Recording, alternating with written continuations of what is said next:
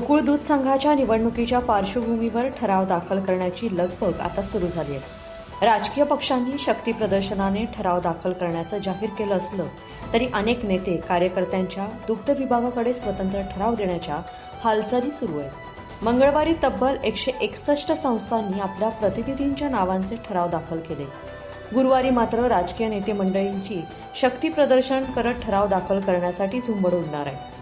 गोकुळसाठी panel कशी होणार आहे, कोण कोणासोबत जाणार याचा आत्ताच अंदाज नसल्याने काठावर असलेल्यांनी स्वतंत्र ठराव दाखल करण्यास सुरुवात केली आहे। त्यातूनच गडिंग्लज तालुक्यात आतापर्यंत 101 ठराव दाखल झालेत। गुरुवारी राष्ट्रवादी अजित पवार पक्षाच्या वतीने एकत्रित ठराव दाखल करण्यात येणार आहेत। त्याचबरोबर येत्या 2 दिवसात अनेक नेते स्वतंत्र ठराव दाखल करण्याच्या तयारीत आहेत। आतापर्यंत दाखल झालेले ठराव: आजरा 50, भुदरगड 17, चंदगड 17, गडिंग्लज 101, गगनबावडा 21, हातकणंगले 17, कागल 38, करवीर 90, पन्हाळा 10, राधानगरी 20, शाहूवाडी 6, शिरोळ 16।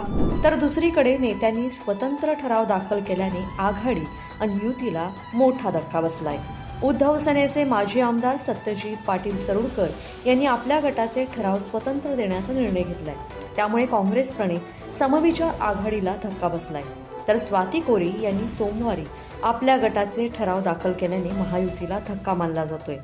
तसेच सत्यजित पाटील सरोडकर यांना दोन्ही आघाड्यांकडून ऑफर असल्याची चर्चा सुरू आहे। तर भाजपचे नेते आणि शाहू ग्रुपचे अध्यक्ष समरजित खाडगे यांच्या गटानेही मंगळवारी काही संस्थांचे ठराव दाखल केलेत। शेवटच्या दिवशी गडबड होणार म्हणून रोज थोडे थोडे ठराव देण्याचा निर्णय घेतल्याचं समरजित खाडगे यांनी सांगितलंय।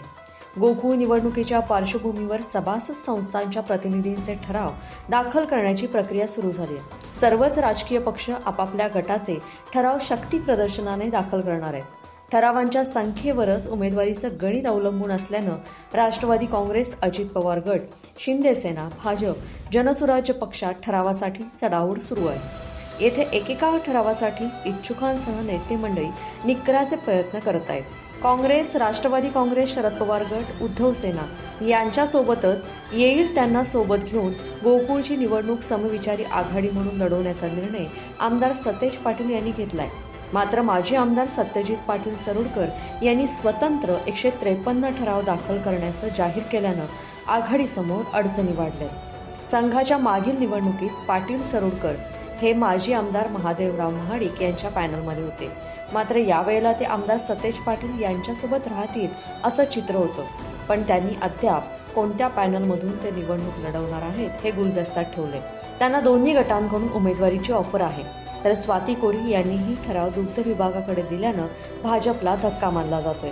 त्यामुळे ठराव दाखल झाल्यानंतर कोणते नेते कोणाला साथ देतात आणि गोकुळच्या राजकारणात कोणत्या मोठ्या घडामोडी घडतात याकडेच आता कोल्हापूर जिल्ह्याचे लक्ष लागलंय।